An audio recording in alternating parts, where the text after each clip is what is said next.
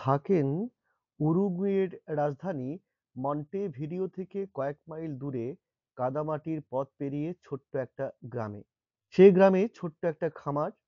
অবশ্য খামারটা তার নিজের নয়, তার স্ত্রীর। এই গ্রামে এখনো বিদ্যুৎ এসে পৌঁছয়নি, আবার জেনারেটর কেনার সামর্থ্যও নেই। তাই কুয়ো থেকে জল তুলে যাবতীয় কাজকর্ম সারতে হয় তাদের। এই খামারে স্ত্রীর সঙ্গে জমিতে ফুলের চাষ করে আয় করেন ৭৭ বছর বয়সের একজন বৃদ্ধ। রূপকথার মতো শুনতে হলেও হ্যাঁ, ঠিকই শুনেছেন। ইনি উরুগুয়ের ৪০তম প্রেসিডেন্ট। সম্পত্তি বলতে ছিল কেবল পুরানো আমলের ছোট্ট গাড়ি আর একটা জরাজীর্ণ বাড়ি। হোসে মুজিকা দেশের রাষ্ট্রপতি হয়েও কোনোদিন প্রেসিডেন্ট প্রাসাদে বসবাস করেননি।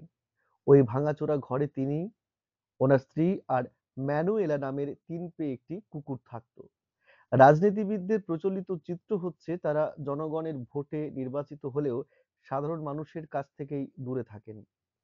নিজেদের জনগণের প্রতিনিধি দাবি করলেও সাধারণের চেয়ে তাদের জীবন যাপন সম্পূর্ণ আলাদা। অনেকে জনগণের উন্নয়নের ভুরি ভুরি প্রতিশ্রুতি দিয়ে শেষ পর্যন্ত জনগণের সম্পত্তি লুটেপুটে আঙুল ফুলে কলা গাছ হয়ে ওঠেন। দুর্নীতি, ভোগবিলাসে মত্ত কেউ কেউ। আর দেশের প্রধানমন্ত্রী বা প্রেসিডেন্টও অজ্ঞাত কোনো সন্ত্রাসীদের ভয়ে কঠোর নিরাপত্তা বেষ্টনীতে ঢাকা এক দুর্গম চিড়িয়াখানায় বন্দী। আমজনতা সেখানে বহু দূরের দর্শক, কিন্তু এসবের পুরোপুরি বিপরীত চরিত্র হোসে মুজিকা। বর্তমানে ট্রাম্পদের দুনিয়ায় এমনভাবে চলায় যেখানে দায়, সেখানে উল্টো পথে হেঁটেছেন তিনি নির্দ্বিধায়। কোনো ব্যাংক অ্যাকাউন্ট হিসেব ছিল না মুজিকার। প্রেসিডেন্ট হিসেবে পেতেন ১২,৫০০ মার্কিন ডলার। বেতনের মাত্র ১০% তিনি নিতেন আর বাকিটা দান করে দিতেন। তার মতে এর চেয়েও কম টাকায় উরুগুয়ের অনেক মানুষের জীবন চলে। আমার তো বেশ চলে যাচ্ছে। লোকে আমাকে গরিব প্রেসিডেন্ট বলে, কিন্তু আমি নিজেকে গরিব মনে করি না। যারা শুধু ব্যয়বহুল জীবনযাপনের জন্য সবসময় চেষ্টা করে আর যারা বেশি বেশি চায় তারাই আসলে গরিব। প্রথম জীবনে হোসে মুজিকা ছিলেন একজন টুপামারো গেরিলা। এই বামপন্থী গেরিলারা ধনীর সম্পদ লুট করে গরিবের মাঝে বন্টন করত। তিনি ৬ বার পুলিশের হাতে গুলিবিদ্ধ হন। এর মধ্যে ১৯৭২ সালে তো প্রায় মরেই গিয়েছিলেন, কোনোমতে বেঁচে যান। মানুষের অধিকার আদায়ের জন্যে উপহারস্বরূপ খেটেছেন ১৪ বছর জেল।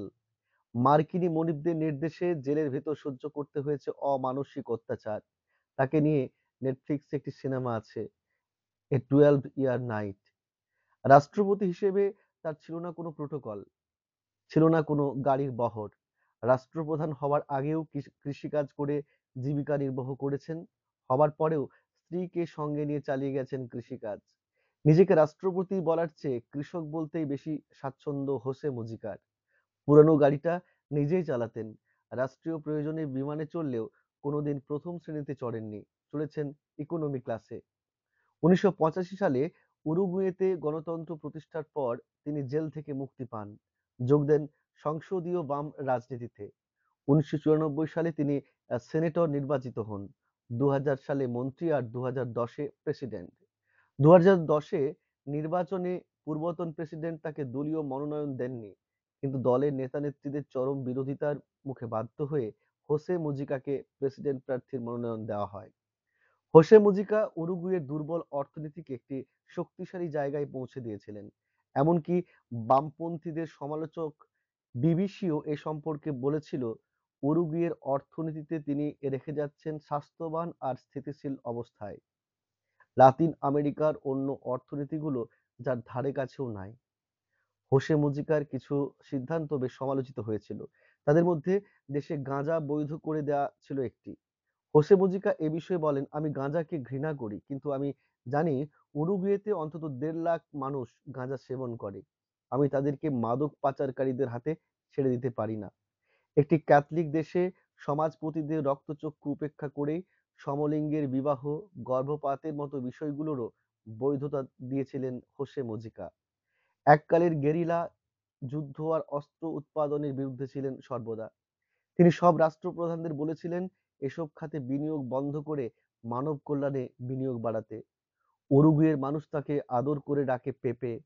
তিনি ছিলেন জনমানসের প্রেসিডেন্ট।